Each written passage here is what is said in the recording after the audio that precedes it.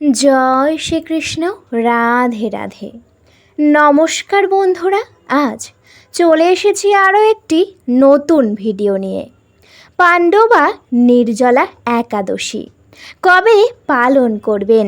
25 না 26শে জুন একাদশী ব্রত পালন করার নিয়ম। আসুন বন্ধুরা জেনে নেওয়া যাক।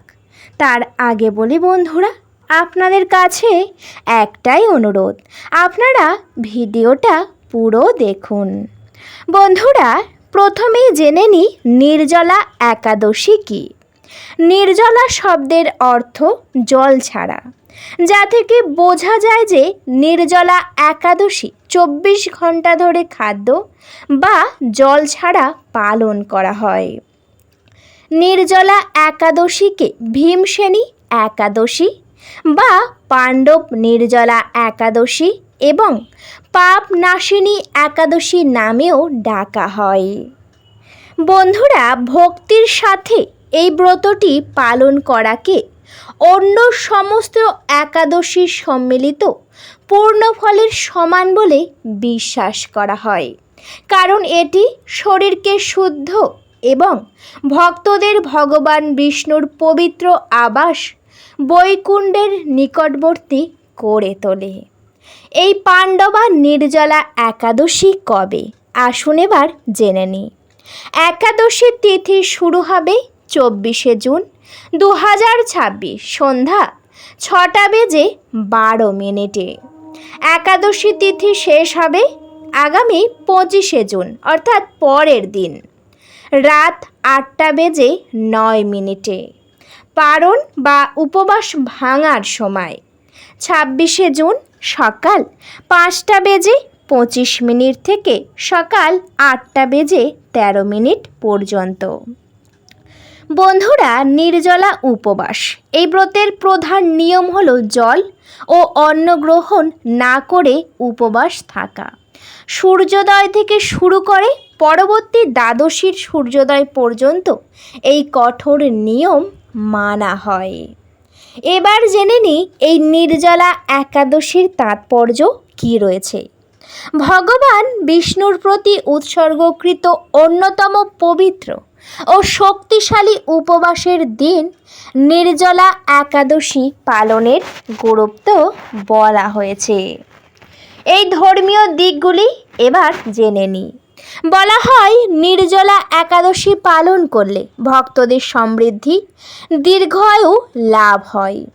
এও বিশ্বাস করা হয় যে এই সময়ে আন্তরিক পূজা অর্চনা এবং খাদ্য ও জল থেকে সম্পূর্ণ বিরত থাকলে পূর্বজন্মের পাপ মোচন হয় এবং জীবনের দৈব কৃপা আসে।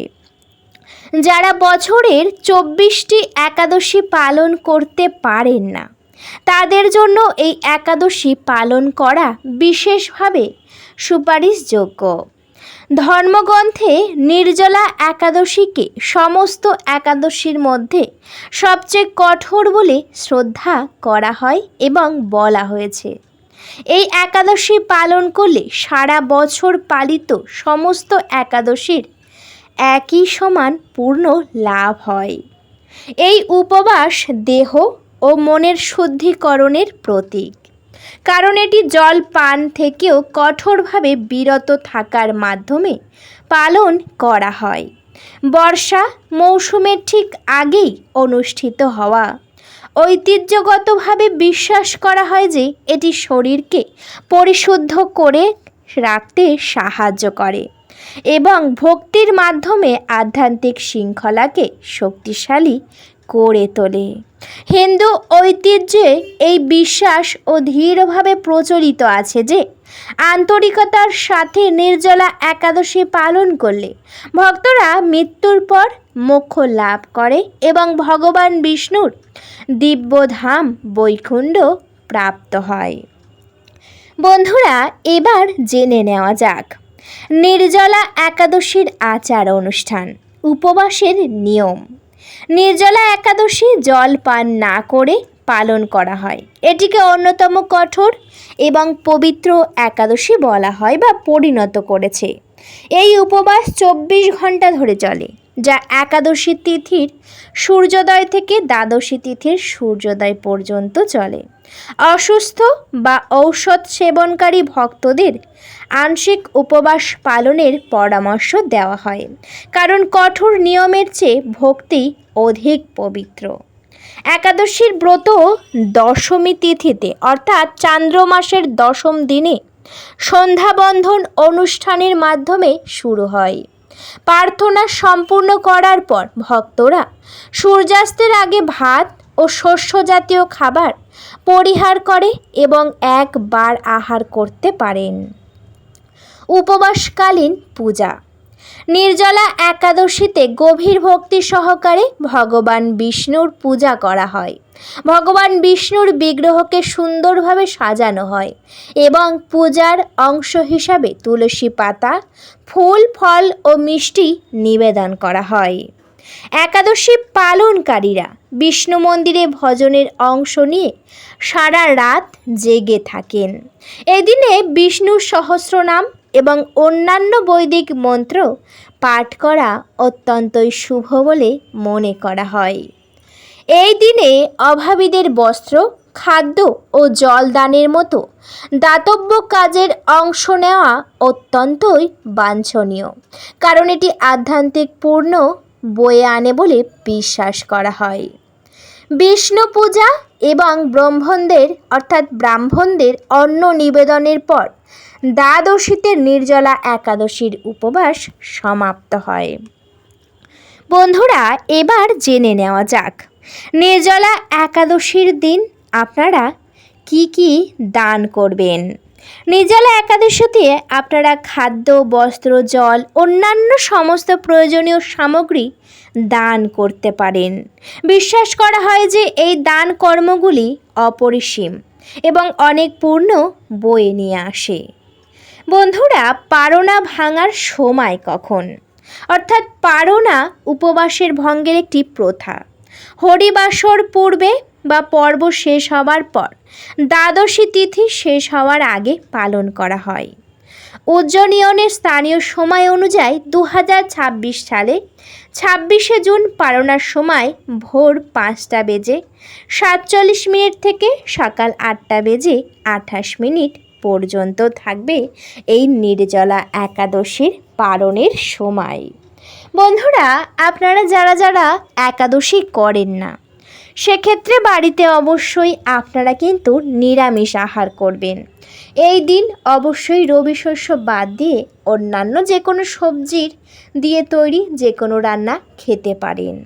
এই একাদশী চলাকালীন আপনারা শ্যাম্পু, সাবান একেবারেই করবেন না, অবশ্যই তার আগের দিন করে নিতে হয়।